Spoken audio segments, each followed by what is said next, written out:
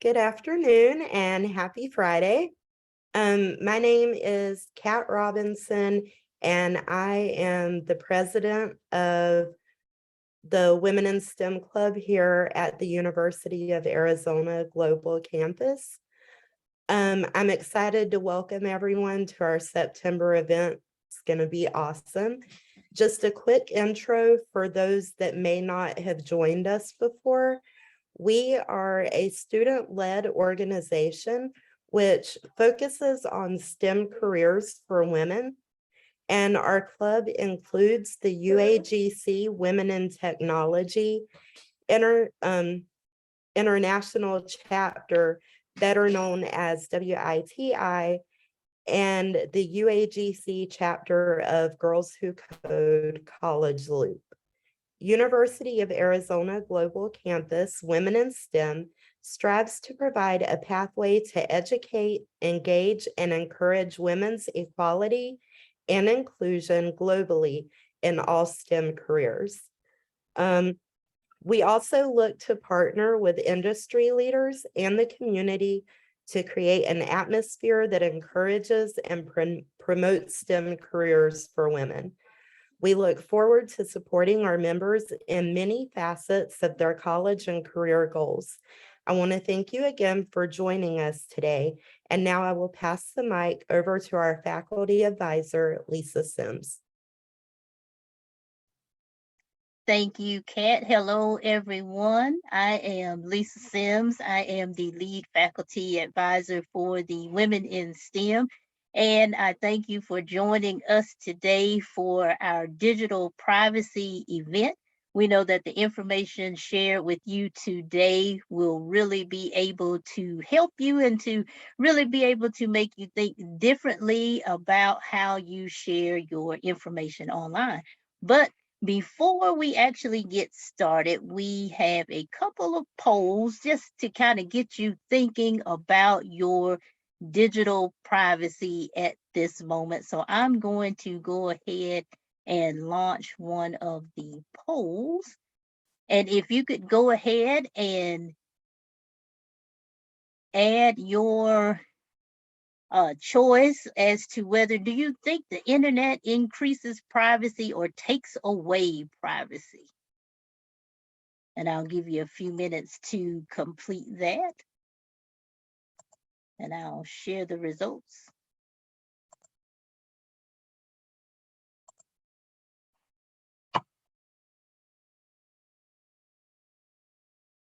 We have some people joining us from the waiting room, so I'm going to give them an opportunity before I reveal the results here.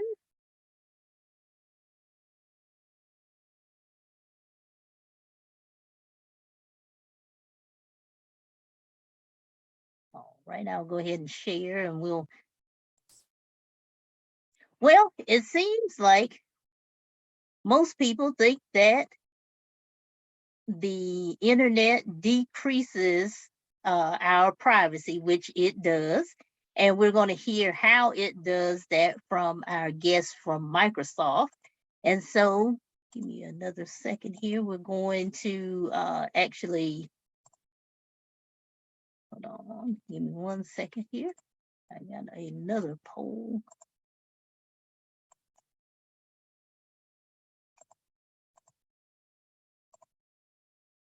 All right, for you Facebook users, I am one of those as well.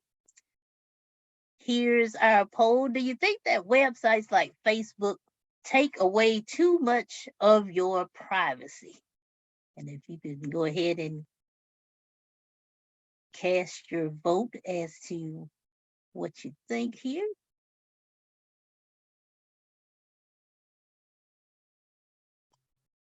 Right, looks like everybody has pretty much answered. And well, most of us think that it does take away too much of our privacy, and we have one that says no. So we're going to hear some evidence of that as we go on. And we have one more for you. The greatest privacy threat. And we all have different things that we think are threats to our privacy. And this one, you can actually type in what you actually think it is. It's kind of limited to 200 characters.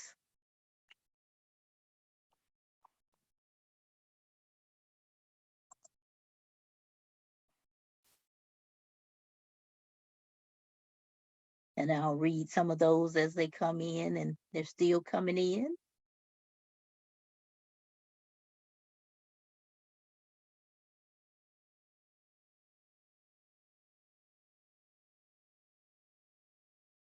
All right, there's still, I think we're almost there. I'll go ahead and reveal. I'll give a couple more seconds. I see more coming in.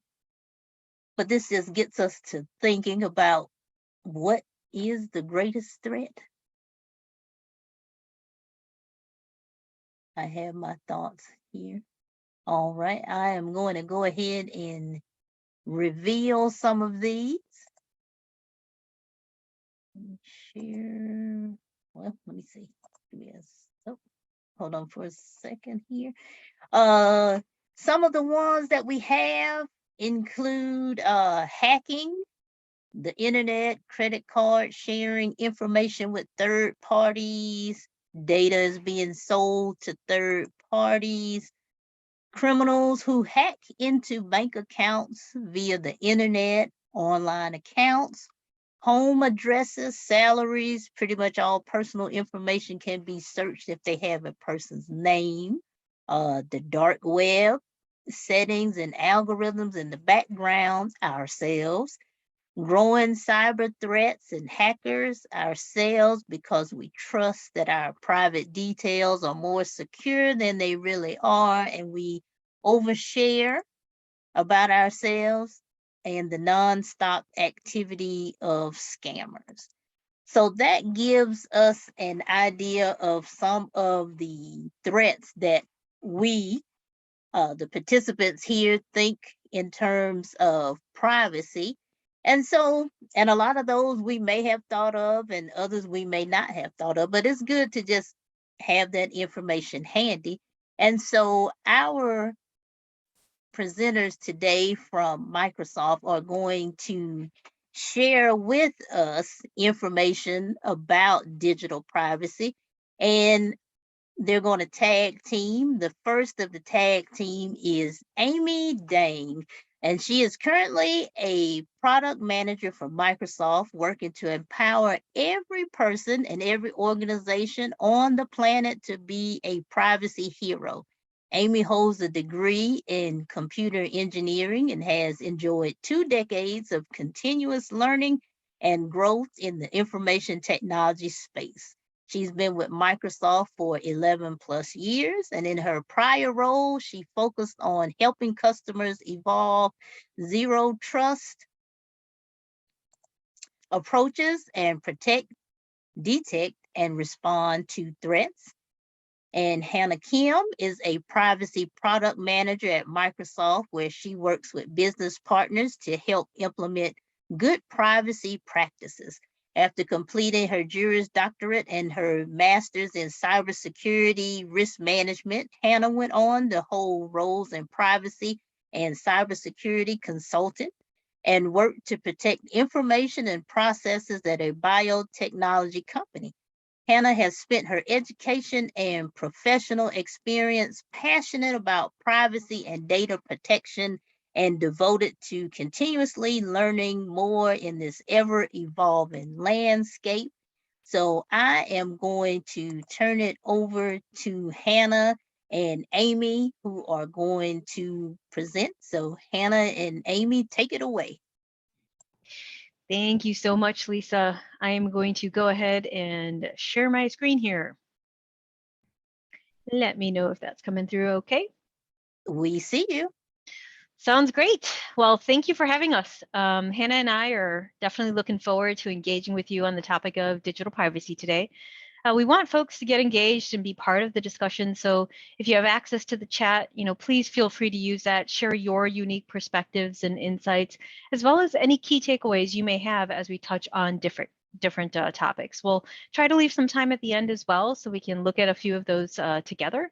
But let's go ahead and get started. I feel like Lisa did an amazing job introducing us. So not really too much to add to that.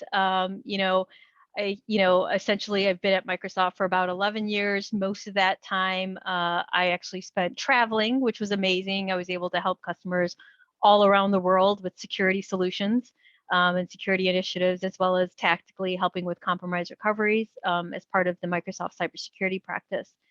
But I've spent the last 2 years at Microsoft in engineering, where now I'm responsible for a solution that we brought to market last year that we are calling Microsoft Priva. And namely, I'm the lead product manager for the data subject rights portion of that product. Hannah, I want to turn it over to you.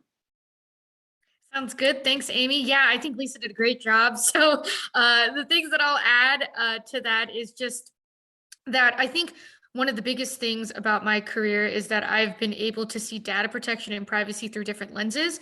So I've seen it from a legal lens with my Juris Doctorate, a consulting / program and process improvements and building from a consultant perspective, information security audit, and now as a product manager. And I think that that's really helped me build that passion.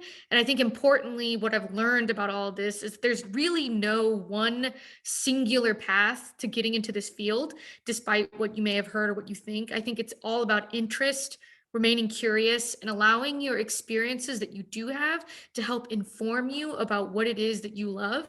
I think those are the ways to get in. I don't think that there's one specific way, one specific education path or anything like that that really gets you there. That's super true.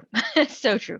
I've worked with folks from all walks of life in cybersecurity and privacy. A lot of times the degrees that we have, or even no degrees, right, that we might have, they're just so different, right? And it really comes down to what you're willing to kind of, work hard for and what you're really passionate about. So that said, Hannah, I think a really great way for us to get started might be to just take a look at a typical day. So why don't we start by taking a look at the everyday from your perspective? That sounds great. I will warn you guys, this is a weekend day for Hannah. And it might be a little bit boring, but just join me on the ride to getting there. So I tend to wake up at around 7 or 8 a.m. and I do the cardinal sin of grabbing my phone and seeing what I've missed. So I'll see if I have any new emails that actually matter, move over to different news sites to catch up on some current events. And then I'll inevitably get over to LinkedIn and Instagram for some scrolling. And usually that scrolling is dog pictures. Actually, if I'm to be really honest, it's all dog pictures. And after that, I'll usually do a bit of yoga or meditation. Sometimes I'll bring music into that, or an app or video that guides, which will include apps like YouTube and Spotify. And then from there, I'll hop in the shower and turn Spotify on to a different playlist to help me perfect my shower singing skills. At this point, my husband is out with the dogs for their morning walk, but if they're back in time and I'm still in the shower, you will be greeted with a chorus of sound, mostly chaos. And then once we're all done with kind of these morning hygienics, I'll whip up some breakfast for us, new Spotify playlist going on. At the same time, I'll text my mom telling her I'll call her soon. Once breakfast is finished, I'll do the dishes or let them soak. And then I'll give my mom a call as I'm headed to the grocery store. All hands free. And then at that point, as I'm going to the grocery store, I'm utilizing Apple GPS because I just moved here to the greater Seattle area. So I'm still trying to navigate how to get to places. And once I get to the store, I'll usually open their app in hopes of some type of awesome deal. For example, I like to scroll through Target's deals and make sure that I scan my code or look at any deals that they have for any future deals. And then from there, I might hit other fun stores that I feel like going to, which will lead me down a spiral of hunting for coupons. So I, will use one of my favorite browsers or a variety of them. The one I've got here is DuckDuckGo. And then I might get hungry. I might want some lunch. So I'll look up some recommended restaurants around my area. After that, I'll typically head home to drop off the stuff that I've got and see if my husband wants to do anything fun. Sometimes that's going to a fun event. Maybe it's hiking. Maybe it's taking the dogs out for a romp in the park. This will all require browsing and GPS. And then after that, we'll come home and either stay a little disconnected, read, do chores, things like that. Or what is likely to happen is we'll watch or really binge something on any numerous popular streaming service.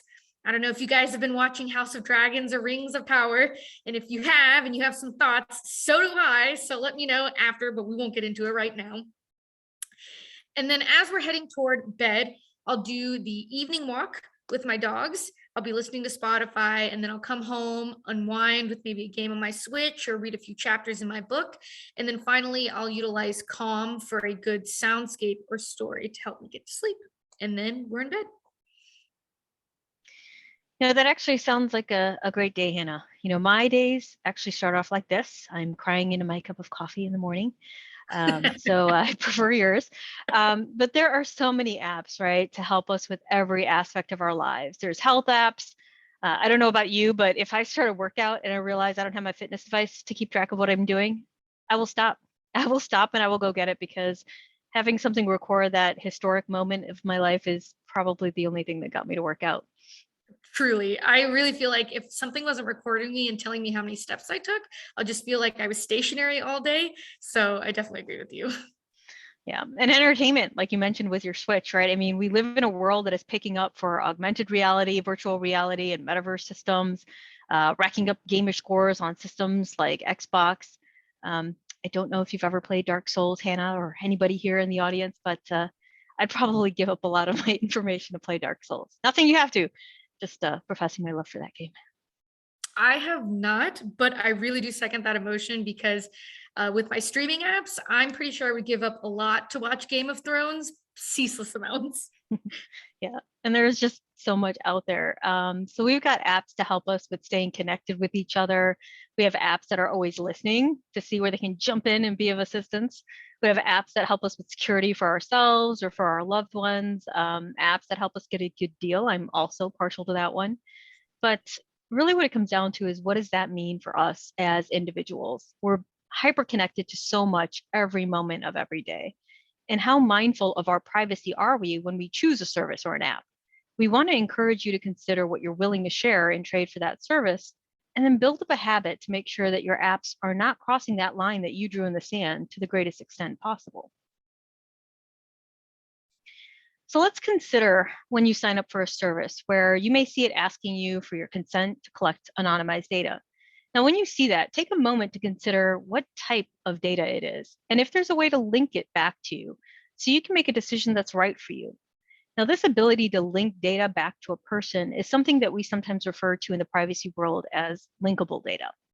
So linkable personal data can be thought of as having a data point or a piece of information that on its own may not directly identify you, but when you pair it with something else, suddenly it can identify you.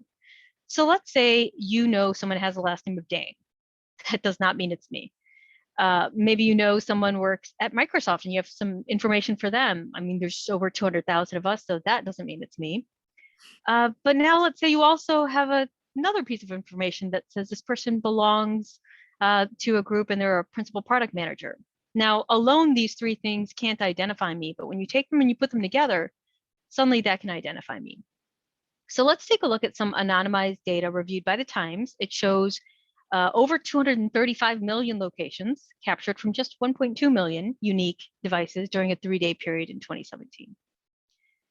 So the millions of dots on the map are going to trace highways, side streets, bike trails, and each one's going to follow an anonymous cell phone user.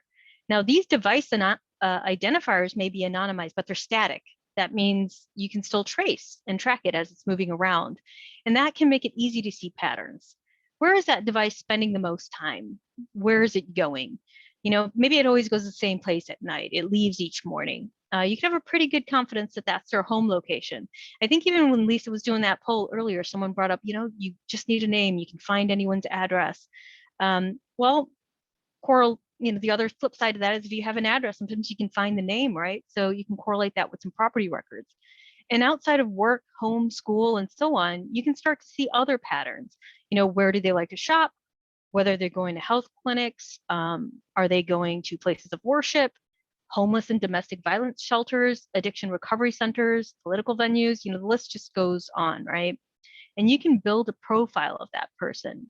What are their habits, their interests? And if you're interested, check out the FTC's lawsuit against a company called Coachava. It was filed at the end of August this year. And that filing is actually a great example of this specific type of risk. So one characteristic that I found to be useful across every aspect of life, and that applies here as well, is to be curious. So don't be scared, don't make assumptions, and don't expect that your core values are going to be shared by that app you're about to download, potentially even right now, right, during the session. So think about why you want that app or that service and ask yourself a few questions. What is the minimum required information for you to use this service? Another great point brought up earlier by someone was overexposing their data, trusting that their data is being protected. So think about, what is the minimum you need for that service? There are certain things that are not negotiable for an app to provide a service. For example, if you want to use social media, you're going to need to provide an email address, and it's going to validate that you own it. Now, there are certain other things like what aspects of a service are opt-out versus opt-in. There are certain things that should be negotiable, right? Where I can make a choice, also known as consent in the privacy world, based off of if we want a richer feature set. For example, the app for my social media is only allowed to access the photos I specifically granted it access to. That means I'm going to go through an extra set of steps to share a new photo. And for me, that's okay. Whereas others are going to prefer the convenience of just giving it access to all the photos. It's really just a personal choice. And I say put more focus on what you need to opt out of versus opt into, because there are going to be those apps out there that want you to have that rich experience from the start. So they may automatically have things enabled that aren't necessary, but again, it just lights up those features for them. So just check that you understand what's enabled and make that choice. Another aspect to consider is who the company is. What's their reputation and what is their commitment to you and the resources at their disposal to secure your data and ensure your privacy? And there's a couple other questions to ask around how that service may sell or otherwise benefit from sharing your data. Another great point brought up earlier, sharing of data, right? A company might sell your data. So companies could share portions, they may sell portions, they may anonymize it, but take the time again to understand the specifics of that. And finally, another one might be to ask yourself if you can change how your personal data is stored or represented. You're going to find other questions that you can add to your list, right? As you kind of learn what's important to you and start building out that framework that will curate your digital identity. So Hannah, what are some ways that we can maybe start building out this framework and just build a balance? Yeah, definitely great question, Amy, and couldn't agree with you more on your assessment of being curious. I think that that's spot on because one of the most important takeaways from today should be that if you want to be more involved with the privacy of your own information, that own narrative that you're creating, the most important thing that you can do is to remain curious. Because it's very easy to want to say that you have nothing to hide or that you don't care about what information organizations have on you. But without really remaining curious and being proactive about it, you may not actually be aware of what you're giving up. Remember that privacy doesn't have to be this all or nothing game, but it's really more of a balancing act. You don't have to turn away from all of your apps or devices, but you also don't need to take it exactly as is. As Amy has mentioned, giving that richer experience from the start, you don't have to take that as is. You can tweak settings, look at your opt-ins and opt-outs, look at your cookies, your notifications, etc., to ensure that you have the right flavor of privacy turned on for you and that application in your life. So Amy touched on this great example of social media. So let's take that down another example road. Let's pretend you took some really amazing photos last week of a great party you went to. Great. Can't wait to see pictures of that crazy thing that Josh did. But a few things to remember with those photos. One, think about which people you want seeing these photos. It's likely that your friends list is comprised of people that are your family, teachers, bosses, potential future employers, people you admire, and people that you might want to impress. Think about what portions of your life you want them to see and utilize some of those access settings to ensure you've created a comfortable fit of visibility for those photos. Did you put the location on that photo? Maybe you were someplace really awesome and you want everyone to know that, but make sure you've really asked yourself if you're okay with everyone knowing exactly where you were on a specific date or near a specific date. Another consideration, are you okay with that location being used as a place of interest for you and therefore seeing more activities or restaurants in that place? If you've tagged that location, that's another piece of information you're giving them in the whole sphere of what your narrative is. And then another thing is, did you ask your friends before tagging them in photos? We want to make sure that there's consent all around for photos that are being publicly published. Don't post things without asking your friend if it's okay, because what that does is make sure that they ask you before they post that weird photo of you and you absolutely hate it. So you can take part in social media while also doing a lot of things to implement stricter privacy controls and keeping your information that much more private. But remember, it's all about your tolerance. So while we gave that example, maybe you hate the idea of anyone being able to take part in your online story. Perhaps then we look into stricter controls or even not being on those mediums. It's really just about how much or as little of what you want people to see and how much you want them to be involved. Just make sure that you know what it is that you want and you understand all of the different avenues that are available to you. I love that perspective, Hannah. I know that I want good deals. Snapshot of your day tells me that's a shared love. Oh, So yes. I know what I have to give up for that. For example, my email address, and I balance that out for myself by having a specific email that is used just to sign up for things like offers and coupons. And this way, the email that I'm using for friends and family isn't cluttered up with the typical spam, right? That happens when you have companies sharing your email. Absolutely. I love that approach so much. And I love it so much that I can't lie, I do the same. Sometimes we really want to get those benefits without giving up too much of our information or any part of our lives. But I'd like to let the audience know, please remember that while email may be free in charge, it's not free in information you give. You'll see that they can still send you ads. And if you go into your privacy settings on your email, you'll see that you'll still have the choice between personalization and a not very personalized experience. So make sure you look at those settings, read it, determine for yourself the right balance between what is convenient and what you're willing to give up for that convenience. So continuing down the road here, some other considerations, cookies. Those are little things of information about you that get saved to the site. And that kind of information can be login data, something simple to keep you logged in, or preference data so that I can remember your information the next time you go on that site for a cleaner experience. But it can also be third-party cookies that allow, for example, an advertiser to show you more of what you were looking at. And maybe you love that, or maybe you don't. But did you know that you can clear your search history or clear those cookies to help delete some of that information? If what you've heard makes you feel uncomfortable in any way, make sure that you utilize those resources that are available to you so that you can have the best privacy flavor experience for you. Privacy settings in app and in device. Give yourself some time with your apps.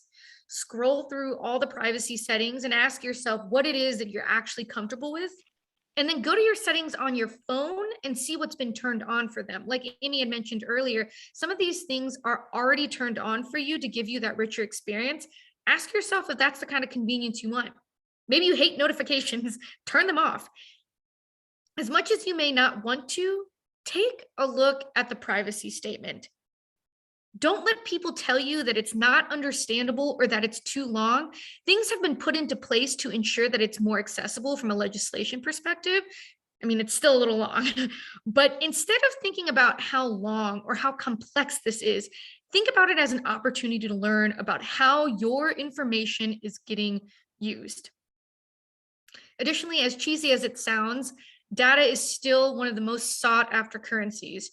Your data can be not only used for advertisers and pinpointing ads to you, which maybe you like, but there are deeper potential consequences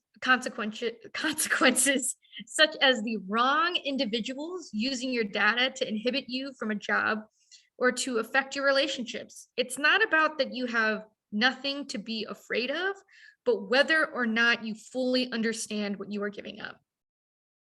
Yeah, that's a great point. But what if the ship has sailed and I want to edit or delete the information I shared to adjust to, what I've already done before considering these points? Right. Take a look at the service you signed up with and take a look at that privacy statement and get an understanding of what can be done in terms of those data subject rights. If the service doesn't have that ability to fulfill a request to rectify or erase your personal data, you'll want to take that into consideration and ask yourself if that matters to you based on this balancing equation. So, what does this all mean? It really means three very important things: get informed, clean it up, and exercise the good habits you've learned. So, question to the audience: what are the two most important takeaways we've mentioned so far? I'll give a couple of seconds for that. And you can put those in the chat or unmute yourself, however you want to do it.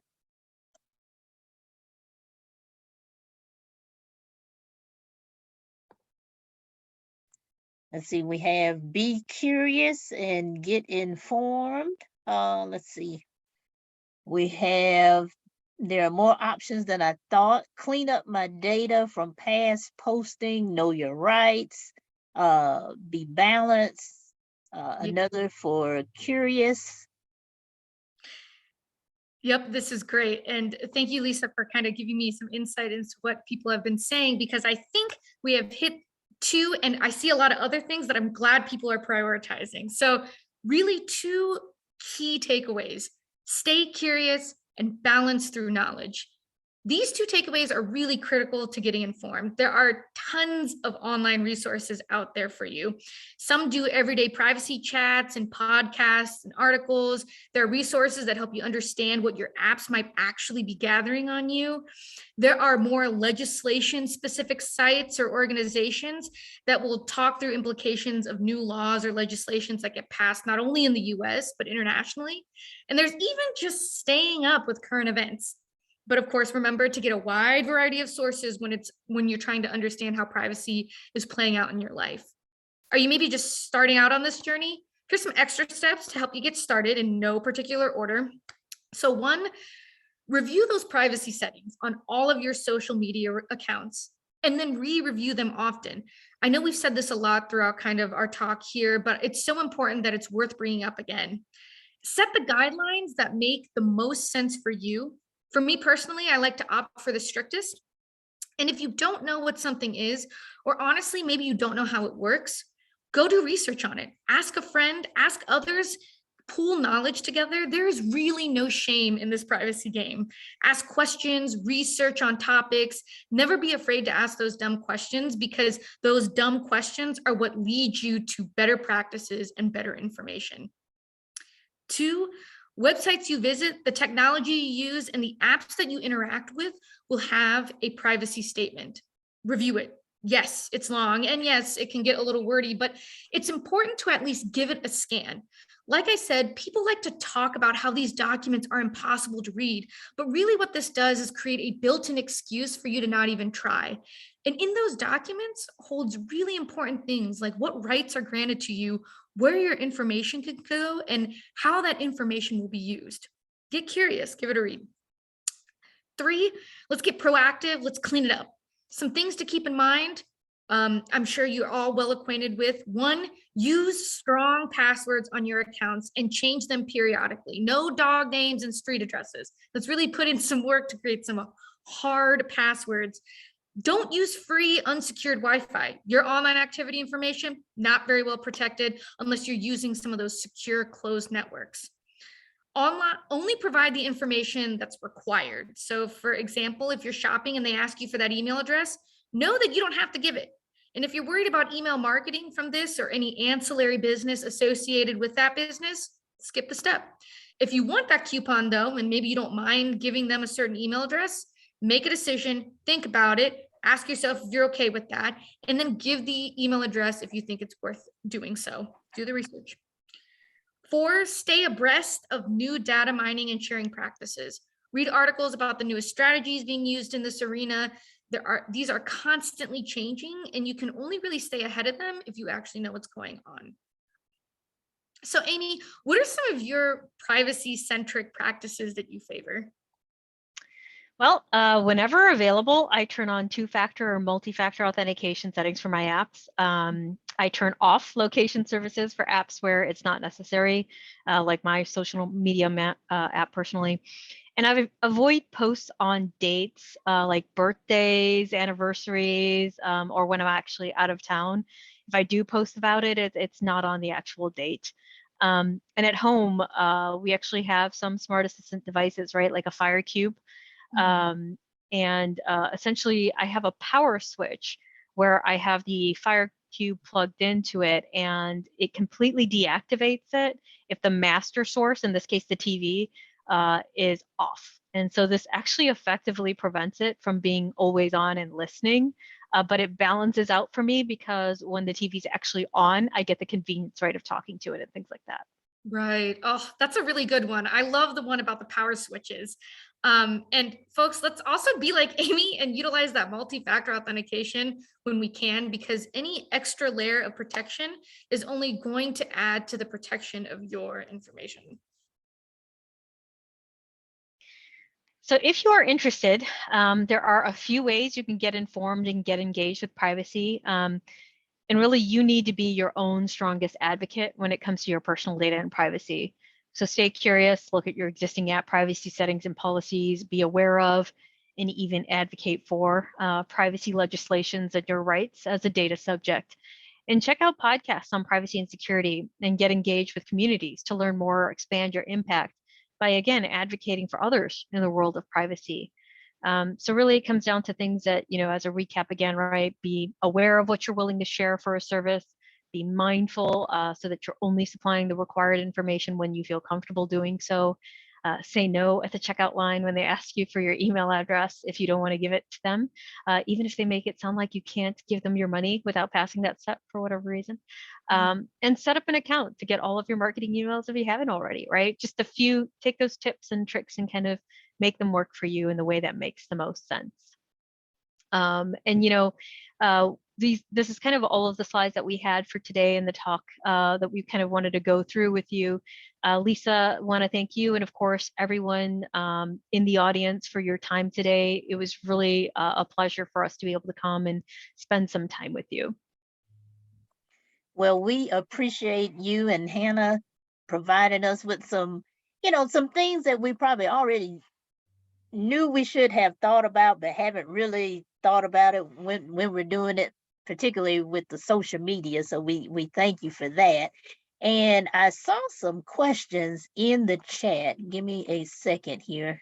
One of the first ones that I saw, Brandy had a question about how can you best protect your identity when using video game consoles and our favorite video games?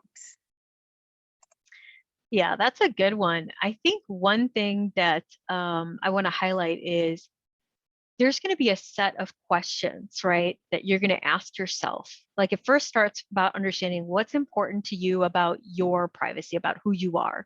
How is it that you want your digital identity to look, right? That's the first thing, is to understand for yourself, Brandy, right? How is it that you want people to see you? Do you want them to physically know what you look like? Do you want them to know your name?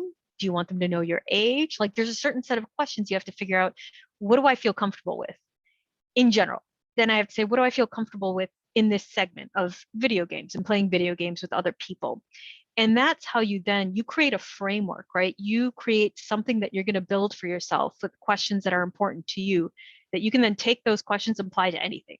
So we could start with video games, right? And say, do I want to play video games on Twitch or something like that, where they can see me, they can hear me, they know what my voice sounds like, they know what I look like, they might be able to know how old I am, they might see other things in the background of where I am, and so on and so forth. So really it comes to understanding what you're comfortable with. And And then going from there, the IP that you use to play the game, the screen name that you use to play the game, the information you use to sign up for the console and what you chose to make public, the friends that you have playing the games with you, right?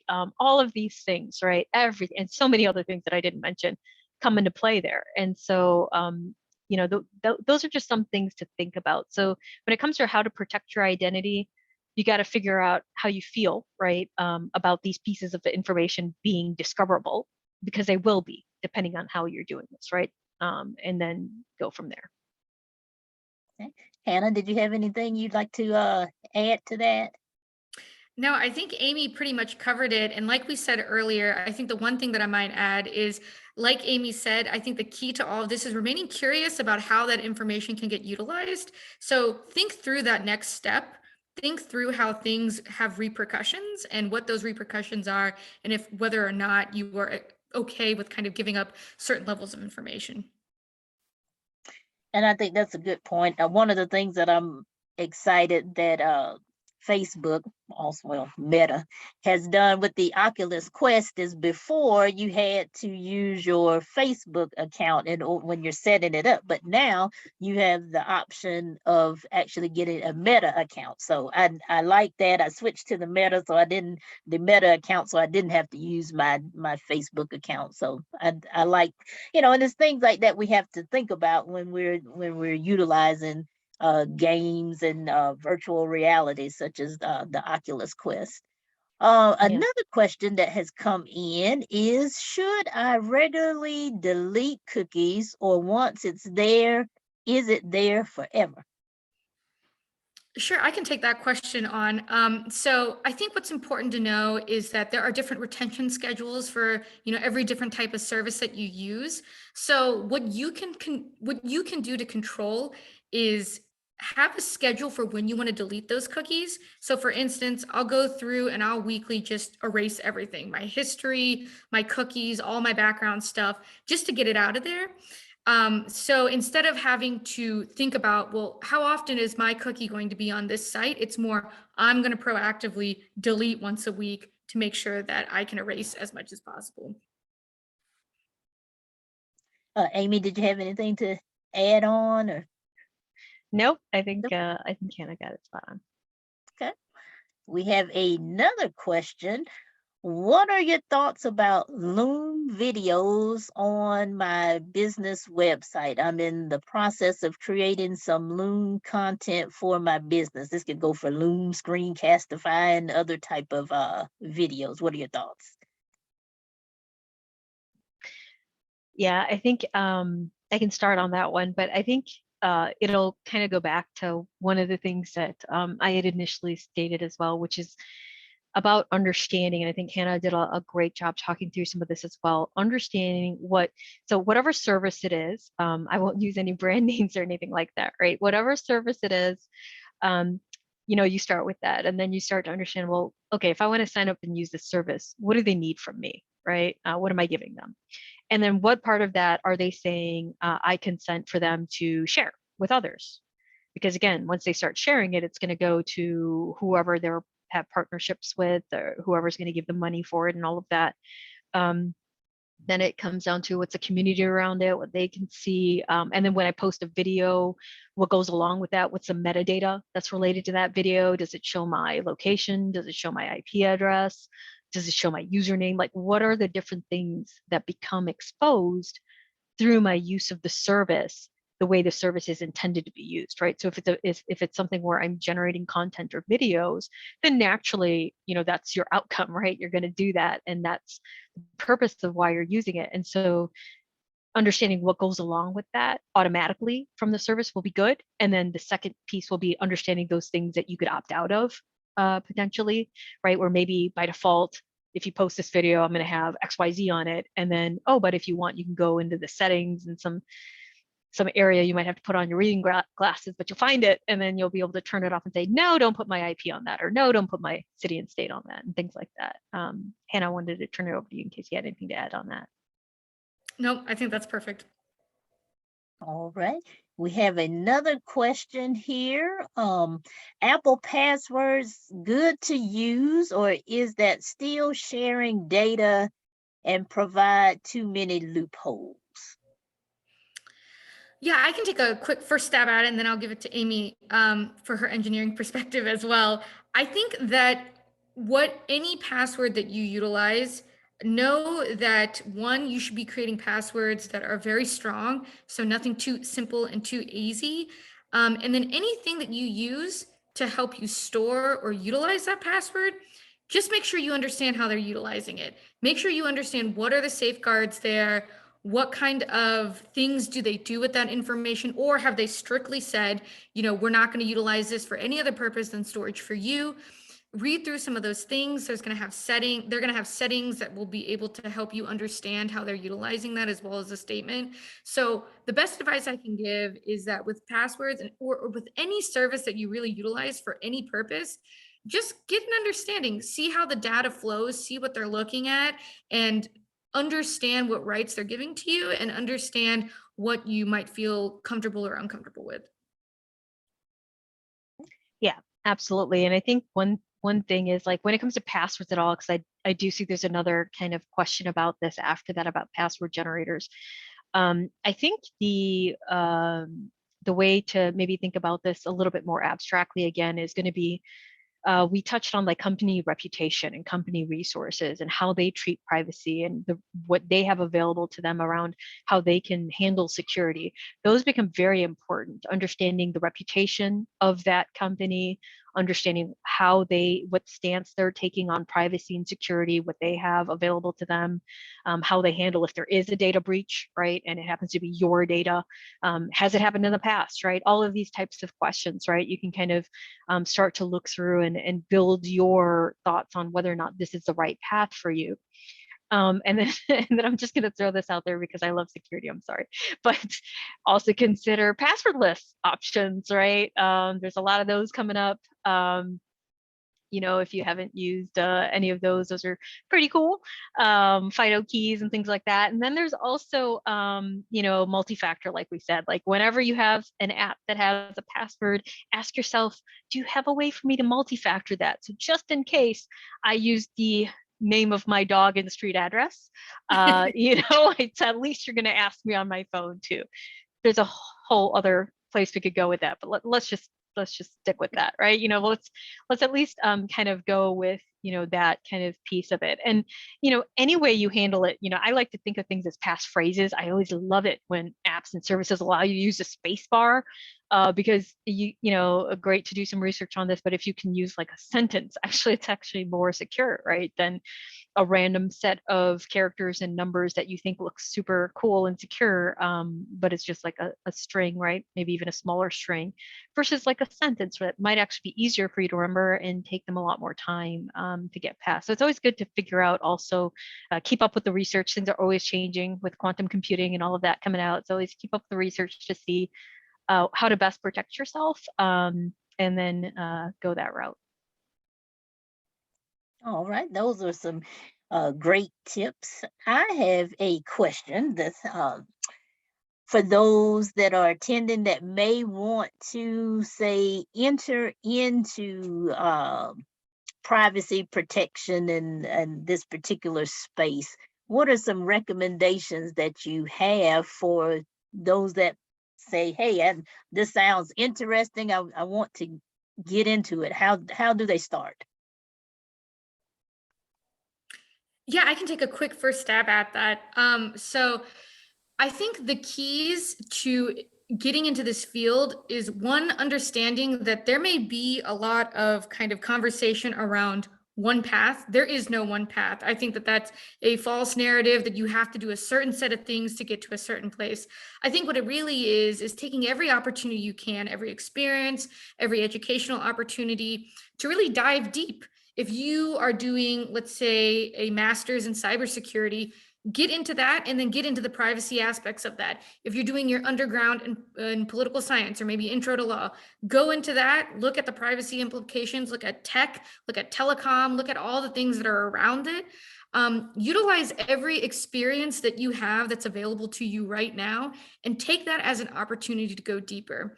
Because I think that what's more valuable than having this degree at this place from this time with this many accolades is I have all this experience and I can actually talk about it. And I can actually think through the abstract of how these sets of policies or these regulations apply to the information or apply to my certain scenario. And I also think that staying informed so that you can be conversational.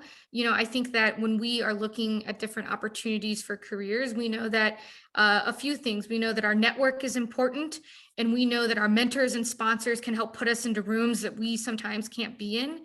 And when you make those relationships with these folks, you want to impress upon them how passionate you are about this stuff and how much you can talk at length, maybe ad nauseum, as some of my colleagues have said to me, about this stuff, so that when they translate it, it just comes out like water, and that support just comes out like water.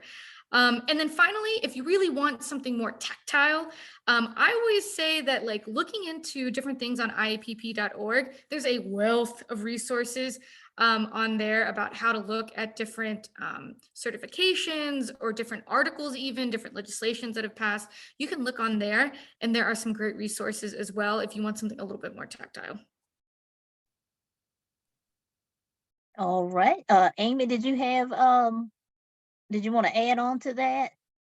I think Hannah touched on it, but essentially for me, I really put a lot of kind of faith in hands-on. I think that for me, again, I've worked with so many people, from aerospace engineer degree holders to, folks that maybe just had certifications, right? And there's just people from different backgrounds and different walks of life that were doing so many different things. And what it came down to, and we're in the same place, right? We're in the same group doing the same thing. We're both out there compromise recovering it like nobody's business, right? But they're the same but different backgrounds, right? And what it comes down to is it's their passion. They love it. It's not work, right?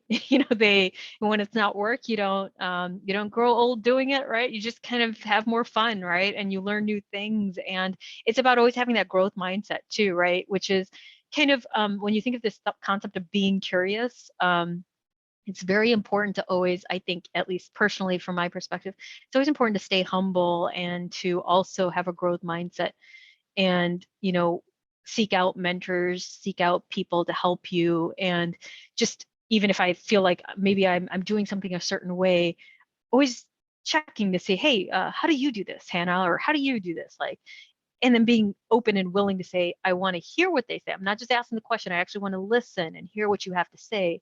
And then I'm going to take a look at, can I change? Can I evolve? And so it's about passion. It's about just getting your hands dirty. If you're interested in cybersecurity, there's even, I think, like hack boxes and things out there where you can just go try stuff, right? Why not, right? It's not like anyone's going to say no.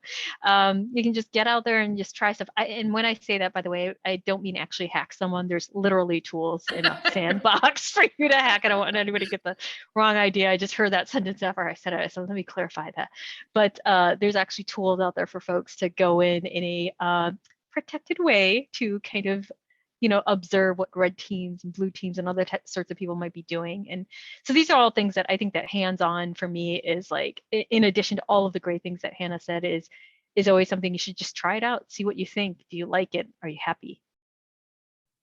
Well, I can tell just from you two that you are passionate about what you do, because it comes across, and I can see that you enjoy it and you have fun doing it, and that is what makes the difference. And that's something that if you enjoy what you do, you'll continue to do it, even, like they say, you'll do it even if you don't get paid for it, because you enjoy doing it. I see we have one other question from our president, and I had to keep from laughing while I was reading this, but I'm just gonna read it. Let's see. My Google search history is a mess. As a forensics criminology major, I do a lot of searches about murder, methodology, effective means, terrorism, etc. What is the privacy of my search history like? And how does people's search histories land them in hot water sometimes? I don't know if privacy and search history go together. I'm sorry, I had to make that joke as well. And I don't know if you have any thoughts here, but I think when I look at this, my immediate initial thought is, You had brought up, the tips about clearing cookies. I think there's even browser settings and things like that where you can clear some of these things, but there are certain things that I don't know that you really can clear, certain types of metadata things that land. At least you have an excuse, Kat. You're in the field. But Hannah, I wanted to check in with you if you had any advice here. Yeah, Kat, I will tell you that as a person that's gotten a JD, I have looked up so many things on murder, all the statutes. Like, how does one go into court and look at murder, and like, what are the things? And like, if they don't have this, will they get away with it? Or like, how does that look? And then, so I completely understand. Big things.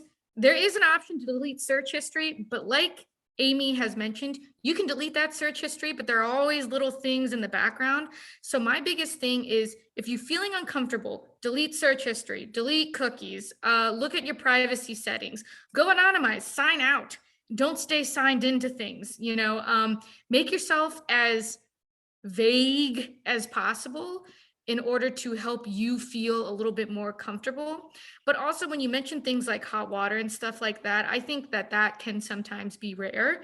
And I think that that sometimes happens in very specific, minute circumstances. So I don't think that anything will be bad unless you actually do something bad. Then we might have to have a different conversation.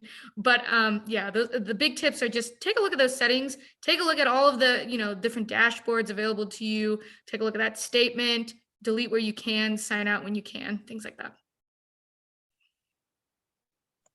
And all of that has, you've provided some great insight and some great information. And so we thank you all for attending today and providing this awesome presentation. And so, we thank you. And if you, not to put you on the spot or anything, but if you want people to be able to connect with you on LinkedIn, feel free to put your LinkedIn information in the chat as well. And so I am going to share my screen. Give me a second here. I'm multitasking. Give me 1 second. Share my screen here.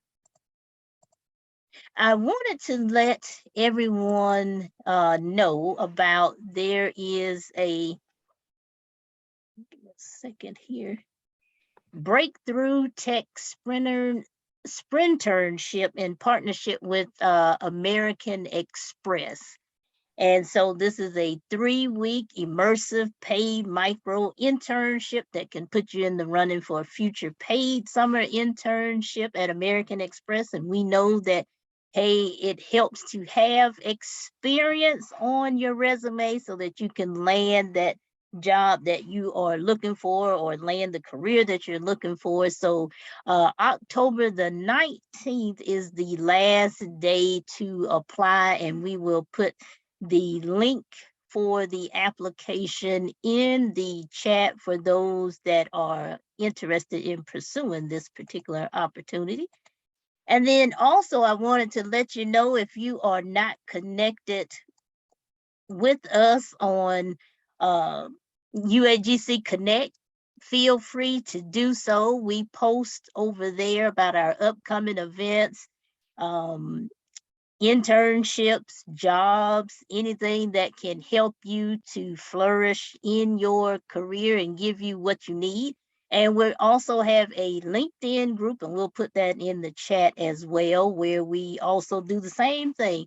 And we keep you up to date on conferences. I've been posting information about various virtual conferences. There's been quite a few that I've been to in the last couple of weeks. And the best way to expand your knowledge is to take advantage of these virtual conferences. And also, you get to expand your network as well, because you get to network with others. And as we know, it's not always about what you know, but who you know.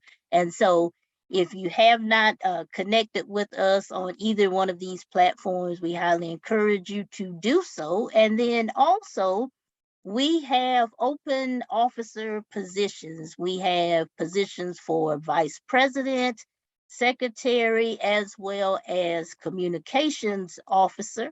And so if you are interested in learning more about these positions, and these positions can help you because they look good on resumes. You can show your leadership experience to potential employers, and you'll also get to network with myself and Dr. Ivy and Dr. Danishi. And so it's always just a good thing to have a network of people that you can connect with. And so if you're interested in any of these positions, then go ahead and send a email, wis@uagc.edu, and we will contact you to schedule an interview to get your interest level on the particular position that you may be interested in. And so I have enjoyed today's presentation, and I know you have as well. And if anyone has any final thoughts that they might want to say before we end, you can feel free to unmute yourself or put it in the chat. I'll check the chat while I'm waiting. I'm just going to browse. Let's see. Can a MBA student? Yes, you can. Yes, you can. So if you are interested, I'll even put my own personal, I'll put my email here, and you can contact me as well. Let's see here. Let's see. Anyone want to unmute to ask anything while I'm scanning the chat? Let's see. Dr. Ivy, Dr. Dineshi, did you have anything you want to add before we close?